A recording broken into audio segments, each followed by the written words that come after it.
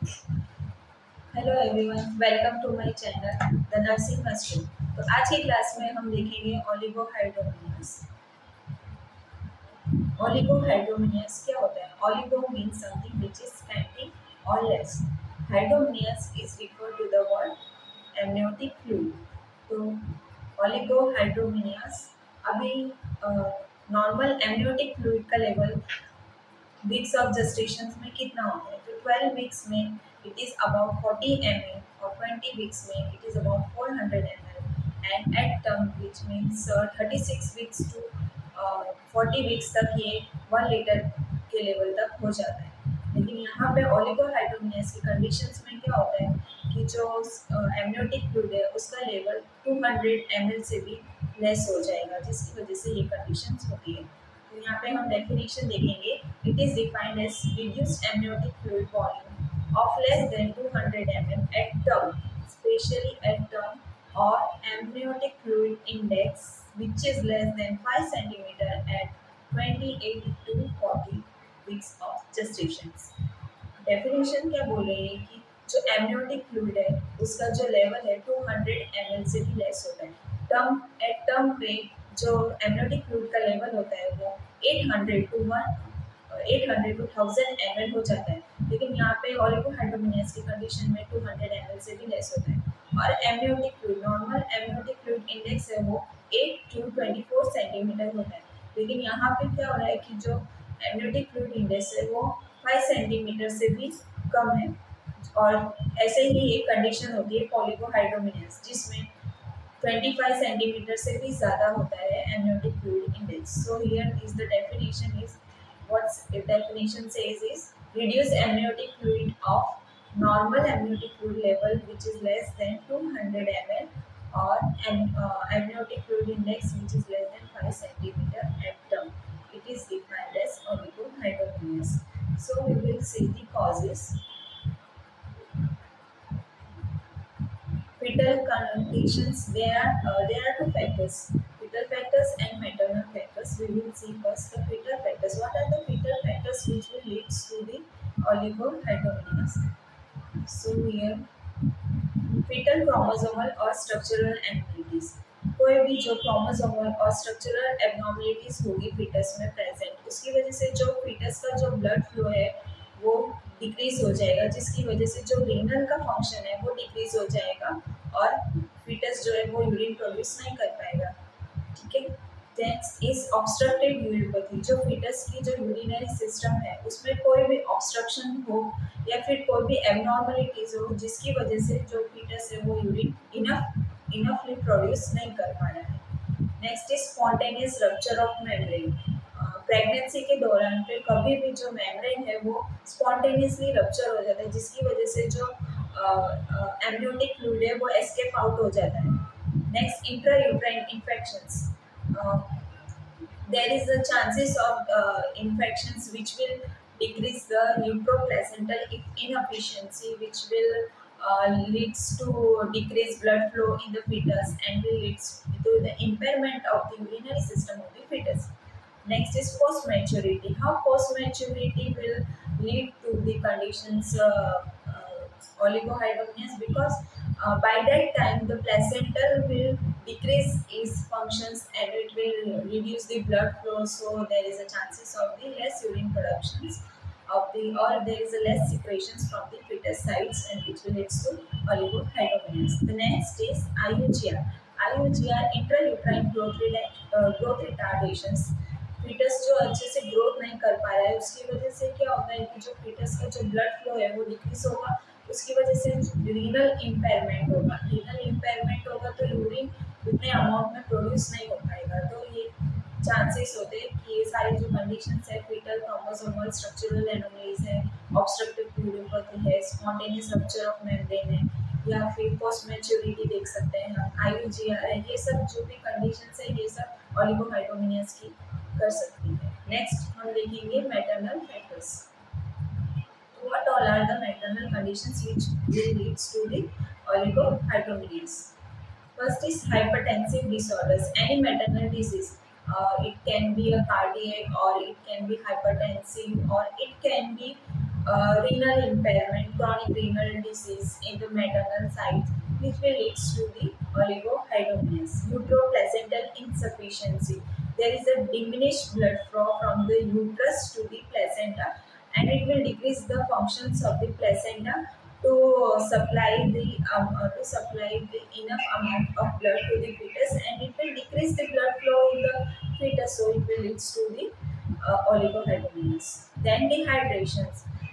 Maternal mother is not enough taking mother is not taking enough amount of fluid during her pregnancy, so it will lead to the oligohydramnios. The next is idiopathic. Idiopathic means unknown. In such cases, we are not knowing about the why does it happen, how oligohydramnios. We are not able to diagnose how it happens, the cause of it happens. So, how you will diagnose oligohydramnios?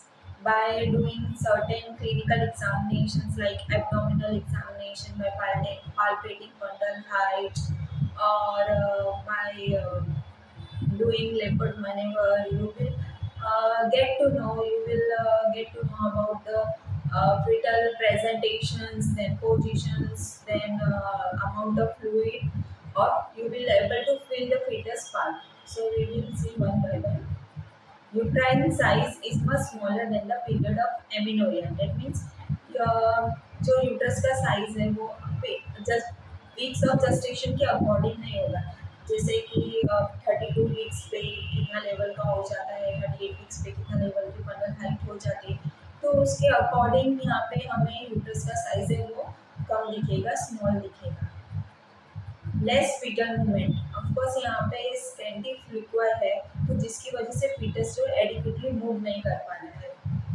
The uterus is full of foetus because of the scanty liquid. Malpresentation. Here breach is common because because fetus is not able to move in the uterus, so there will be chances of the malpresentation. Here breach is common. Evidence of intrauterine growth retardations. So here is the diagnosis procedures. We can diagnose the oligohydramnios. Then the complications. What are the complications which occurs in fetus, or what are the complications which occurs in the maternal side? We'll see. Fetus में there will be chances of increased chances of abortion. Then why abortions can occur? Because there is a decrease, or there is an insufficiency in the uteroplacental, decrease in the blood flow, so it will there is an increased chances of abortion here. Fetal pulmonary hypoplasia, then there is a chances of cord compressions. Of course, the fetus is not able to move in the uterus, then there is a chances of cord is compressed between the presenting part and the mother uterus. Then high fetal mortality, there is a chances of intrauterine death also. So next is maternal complications. What are the maternal complications occurs to the mother? Prolonged labor due to inertia. Inertia means the failure of the uterus to contract properly. Then increased operative interference. As we have seen, there is a increased chances of malpresentation, especially breech. So chances हो सकते हैं कि vaginal delivery करते time पे हमें जैसे कि प्रॉलॉन्ग labour हो रहा है, या फिर लेबर ऑब्स्ट्रक्ट हो सकता है, फिर एमनियोटिक फ्लूइड लेस है, तो यहाँ पे स्पॉन्टेनियस मेम्ब्रेन रप्चर हो रहा है, तो यहाँ पे चांसेस ज़्यादा बढ़ जाते हैं ऑपरेटिव डिलीवरी, क्योंकि हम यहाँ पे सीजन सेक्शन के लिए भी जा सकते हैं, या फिर वेंटोस और फॉरसेप्स के लिए भी जा सकते हैं. तो ये सब कॉम्प्लिकेशंस मदर की साइड में देखे जा सकते हैं. ट्रीटमेंट कैसे किया जाए, तो हम मदर्स को क्या एडवाइस करेंगे, और हम क्या ट्रीटमेंट मॉडलिटीज़ लेंगे ऑलिगोहैड्रोमिनियस को डायग्नोस करने के लिए और एमनियोटिक फ्लूइड का लेवल बढ़ाने के लिए. Presence of fetal congenital malformation needs immediate referral to the fetal medicine unit, which means अगर कोई भी क्रोमोसोमल और स्ट्रक्चरल एब्नॉर्मलिटी fetus में पाई जाती है during diagnosis procedure, तो हम हाई रेफरल यूनिट पे fetal मदर को हम ऐसे केसेस को रिफर करेंगे. नेक्स्ट है oral administration of water. We will encourage advise mother to intake adequate fluid intake to जैसे कि एक दिन में per day women have to take orally or IV. We have to administer 1000 to 2000 ml of fluid. We have to administer either IV, or we will encourage mother to intake more amount of fluid. So it will increase the volume of the amniotic fluid at term. In labor, cord compression is common, so we will follow the procedure in the labor room as according to that. Amnio infusion, prophylactic or therapeutic for mucinum liquor is found to improve neonatal. If there is a case of mucinum stain, then we will go for the amnio infusion. We will administer here in this picture. You can see we are administering normal saline uh, through cervical. So it will increase the uterine pressures, and it will increase the volume of the fluid.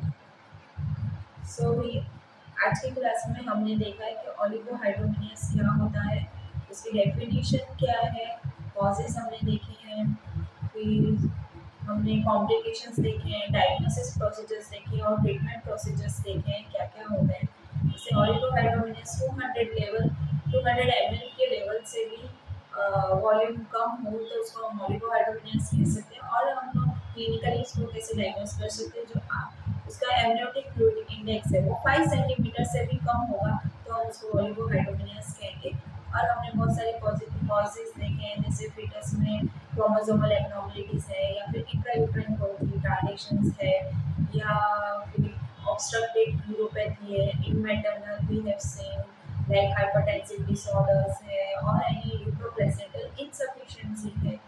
ऐसे ही ये सब causes हैं जो ओलिगोहाइड्रोमिनियस को cause कर सकते हैं। और ट्रीटमेंट में हम लोग एम्नियो इन्फ्यूशन कर सकते हैं, मदर को हम एनकरेज कर सकते हैं ज़्यादा से ज़्यादा अमाउंट में फ्लूइड इंटेक करें। सो ये सब ट्रीटमेंट के कारण हम ओलिगोहाइड्रोमिनियस को हम यूजुअली ट्रीट कर सकते हैं। और हमारी कोशिश ये रहती है कि हम वजाइना